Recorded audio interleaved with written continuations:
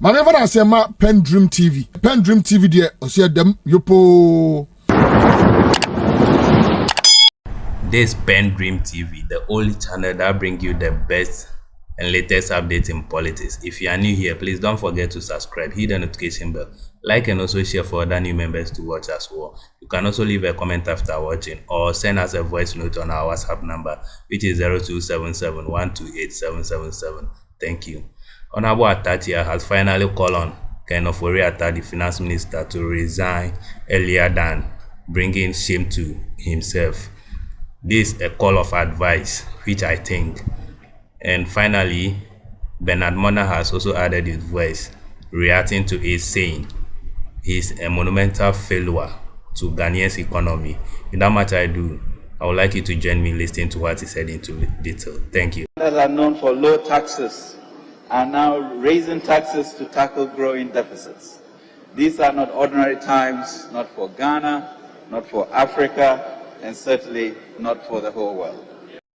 It's just like handing over power to NDC without a contest, straight away. Because the noise we made, and I threw my own words back when I said NDC went to IMF because of mismanagement of the party, the government, or the economy. So if NDP is going to IMF, what am I going to say? What am I going to say? So, breaking the 8 is going to be tough. You cannot use the face of those who broke and who took us to IMF to break the 8. Yeah. Well, I thought the Honorable Atta, MP for Buakwa South, was making a call that the finance minister should willingly resign, right? It's not for the president to fire him. He didn't say that. And so, yes, he was expressing his opinion. His estimation, he thinks most of the challenges that this government is saddled with, should be blamed on the finance minister. But I beg to disagree. He was an integral part of the government. Atta himself was part of the government, and so there ought to be a collective responsibility for the success or otherwise of the government. And so if there's challenges with the government, why would you want to push blame on only one person because he's in charge of the exchequer? I don't think it's fair, right? I don't think it's fair because decisions are made at cabinet and which decisions are to be implemented by the sector ministers, okay? And so if you have a disagreement or disapproval of something at cabinet, you have the right to push it and say, I disagree.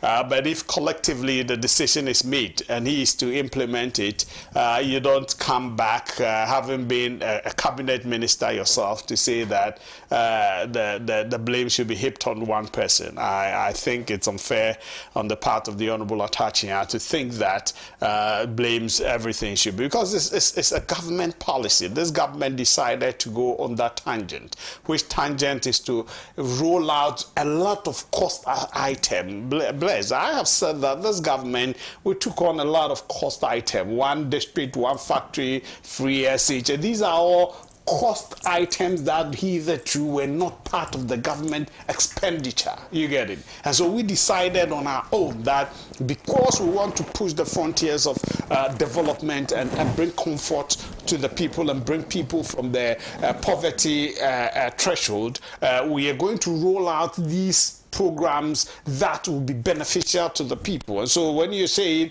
one village, one dam, you're putting policies that will help the farmer in parts of the country that can have them, doing farming activities continuously. One district, one factory, we're going to be able to roll out policies that will get, factories being built and to support the Human Development Index and all that. So these are policies, and we have the IPEP, we have the Madam Hawa Kumsin's then, sector, and now, fisheries and all that. So you took on all these things, and these are cost items. And so we then said deliberately, we're going to expand the revenue generating base. We tried, you get it, but hey, it's also didn't. Initially we cancelled about and reduced about 17 taxes that we had then called nuisance taxes. But thereafter, when COVID struck, we then brought back some of these taxes, new taxes, which have come to, affect the process, which is, the COVID tax, COVID recovery, whatever, all these things are because it affected our revenue base and then our growth trajectory.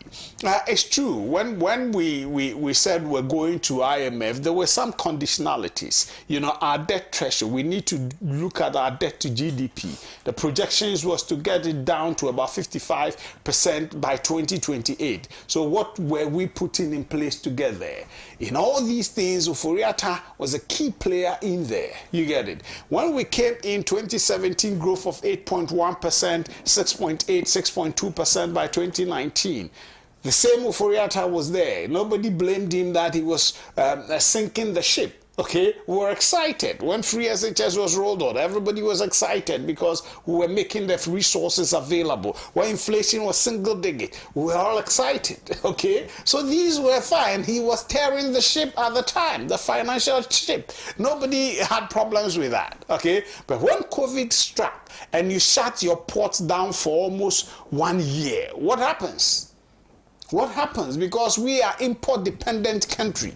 Okay. We are now building our industries and co with the one district, one factory, and then vehicle assemblage plants and co-processors. These are programs and policies that the government is put in place and we're rolling out. So nobody can discount the effect or impact of COVID on the economy.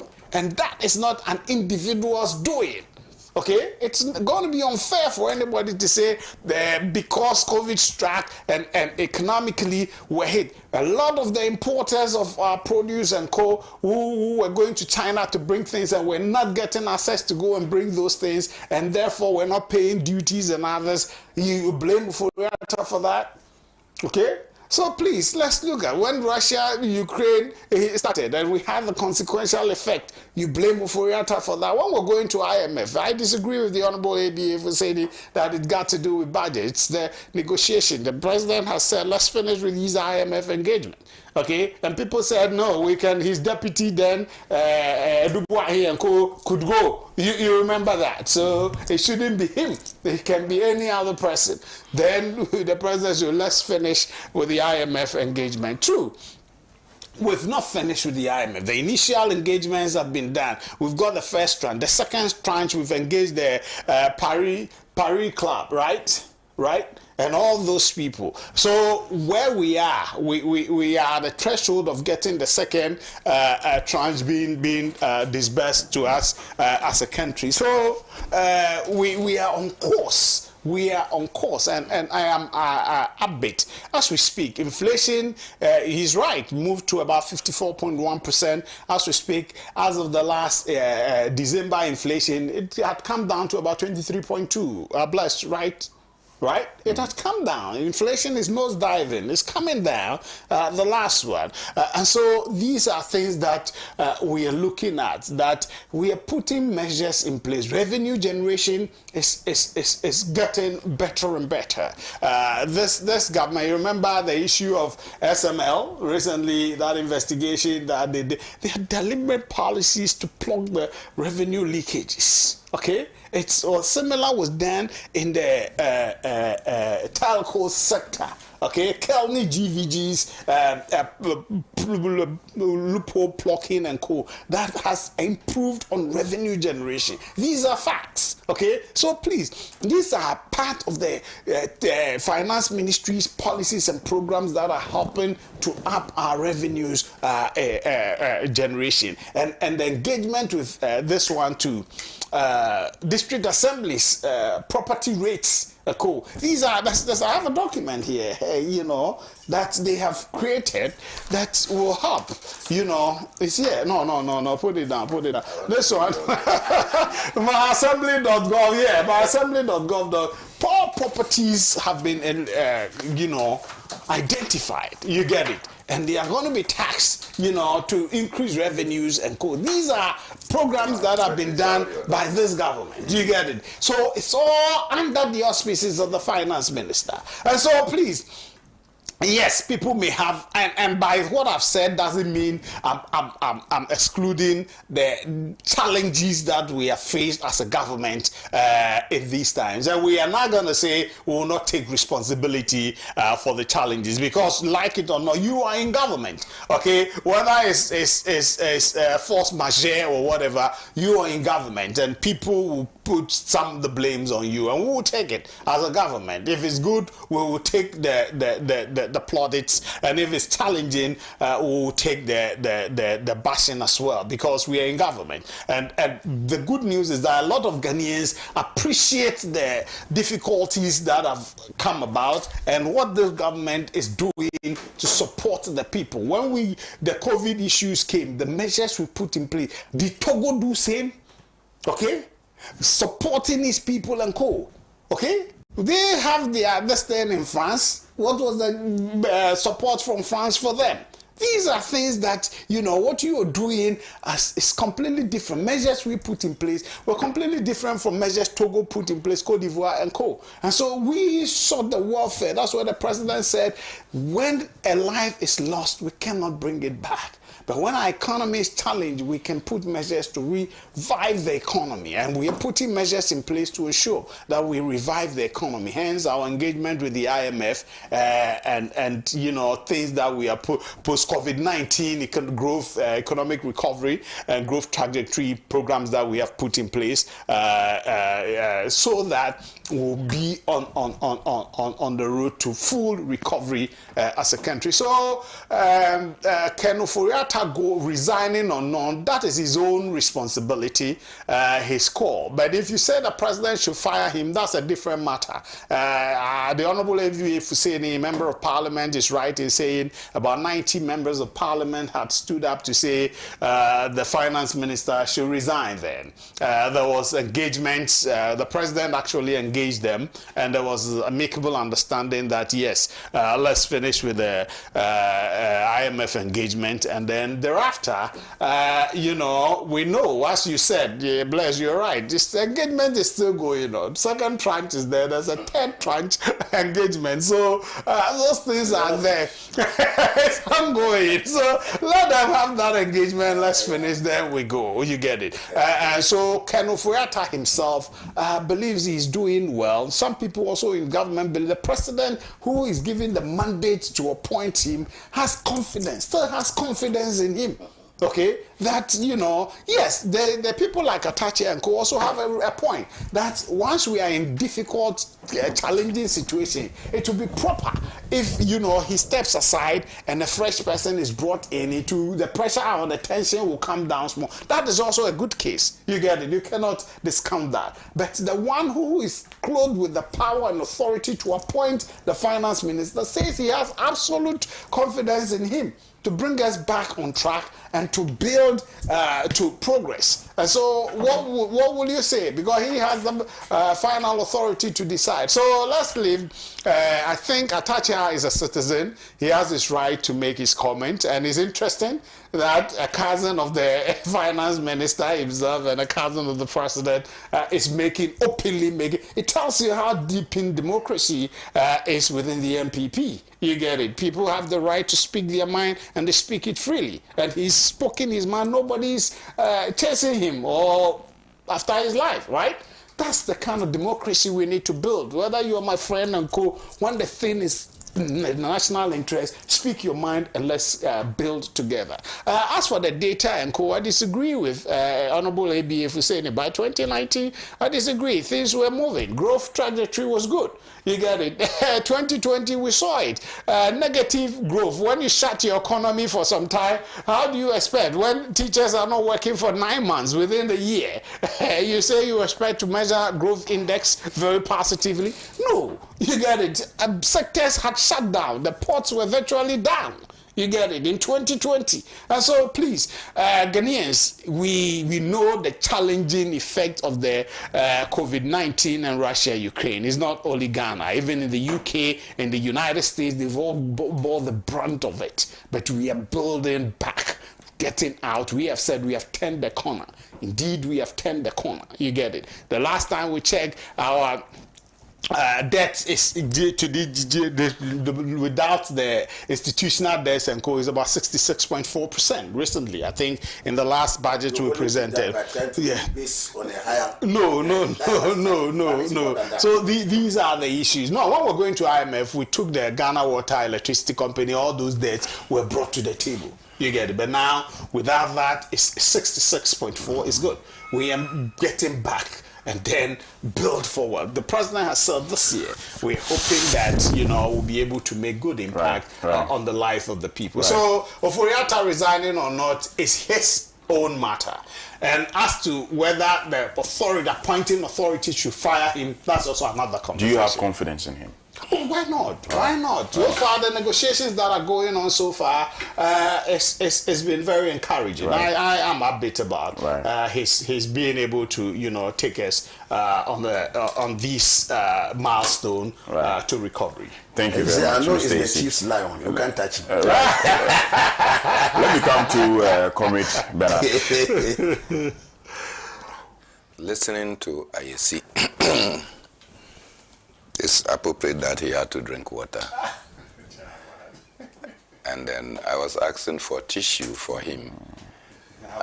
You have handkerchief. So it's good to wipe your sweat.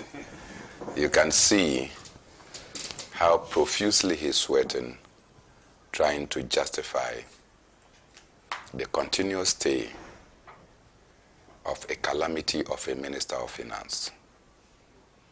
KeN Ofori Atta is qualified to be the wreck of our nation.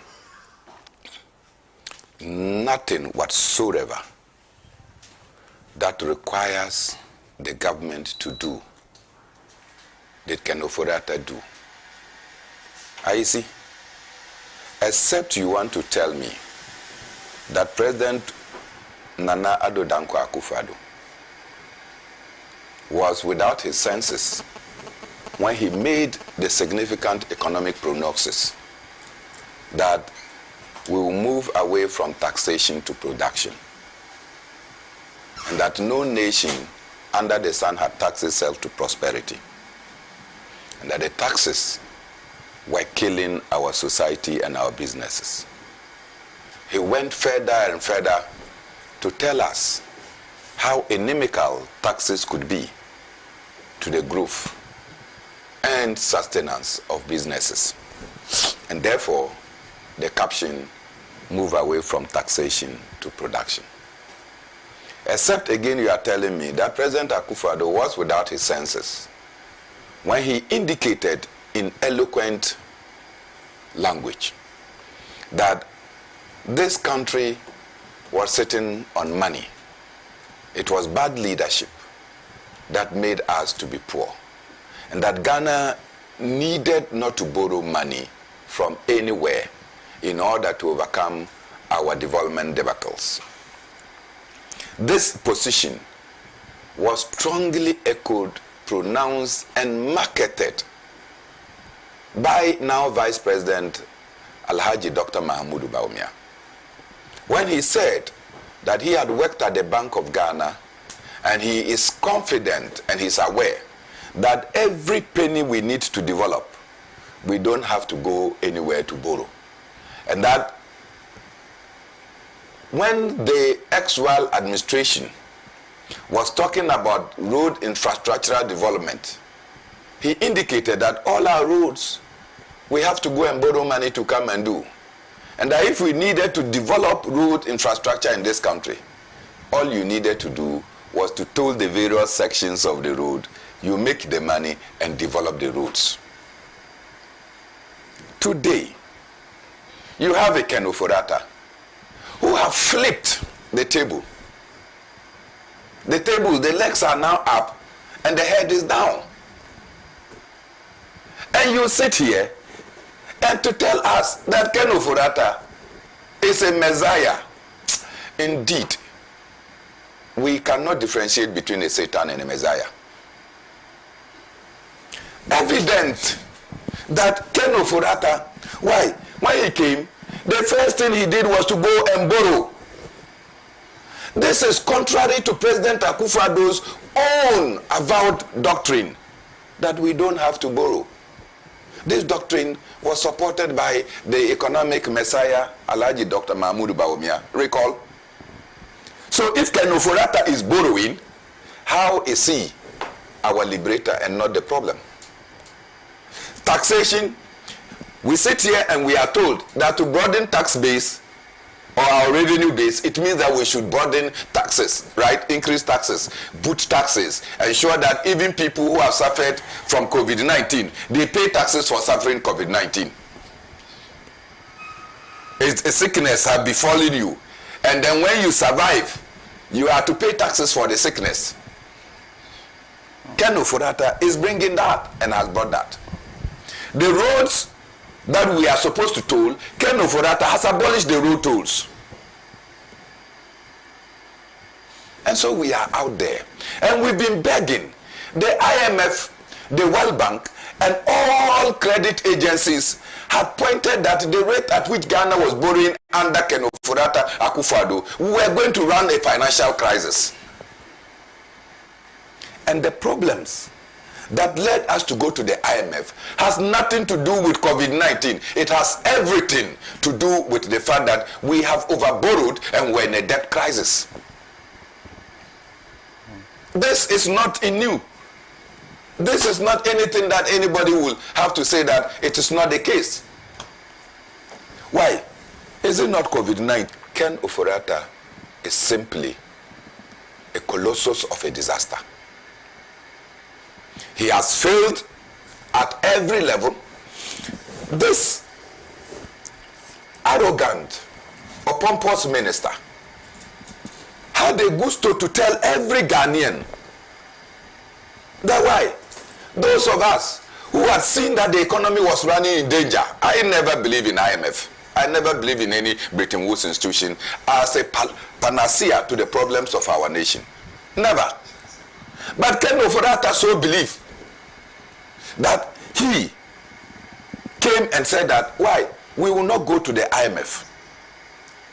And that we or those who are proposing that he should go to the IMF, we are naysayers. And that we are the black star of Africa, the shining star. We will not go to IMF today. Today, we will not go to IMF tomorrow. Ayisi, you are sitting here to say that the IMF negotiations are going on well. The man who came and shouted that no way will Ghana ever front itself to the IMF. An organized kicking party. Today, that man has led us into the IMF, into the lion's den. I have always had the belief that anytime you go to the IMF, it's like you are digging a grave. You go inside and you dig a grave. So as you try to come up, you fall back. And you are going deeper and deeper. And so when KeN Ofori Atta said we will not go to the IMF, I thought I should believe him. But the man or the president compelled the Minister for Information, this time not the Minister for Finance. But the president did not believe the Minister for Finance to come and announce that we are going to the IMF. So they asked Kojo Oppong Nkrumah to come and tell us that Mr. President has directed that Ghana should go to the IMF. KeN Ofori Atta has run his mouth rough like diarrhea, looking for the landlord in a compound house. All right. At the end of the day, you attacked, bastardized, and shredded the International Monetary Fund. Then you are the one to go and lead negotiation. You think that you will get anything of benefit? Is it any wonder that a second tranche of our money, the IMF money they will give us, this money was supposed to come in November 2023. We are in January 2024. The money has not come. They are tossing him anyhow. Ghana is being tossed. We are being mocked at. And people still have the capacity to come and sit down and say that KeN Ofori Atta is doing well. The scandalous KeN Ofori Atta, who takes every liberty of Ghana becoming poorer to make himself and his businesses rich cannot be any better person. Atta had stated that if the president is shy or the president is afraid of sacking you, for your own dignity, for the dignity of your children, and for the health of our nation, Ghana, your resignation as Minister for Finance will leap this country and bring economic peace. Well, Alhaji, it is the crocodile that came out of the Sankana Dam to inform us that there is no fish stock, and you want to say that there is still fish. The verdict is out. Right. KeN Ofori Atta is a monumental failure. Right. Thank you very much. I'll do a few messages, then we'll proceed to our last topic. Today we have time. We have some 30 minutes more. Good morning, please. Free senior high school is only a slogan. Parents now spend and pay more for their wards who are admitted to senior high schools. Liquid soap, mop buckets, bleach, dustpan, 1 kg powder soap, sealing brush, etc. are part of prospectus for boarding students. Most poor. Thank you for watching. We really appreciate your time. Please don't forget to subscribe, hit the notification bell, like, and also share as a new member. Thank you. Dedi kama mamena PENDREAM TV ase. Na so far so good. Say open online portal e wo Ghana. Nipa share, nipa follow, nipa comment here. To my best of knowledge, without any biases, PENDREAM TV.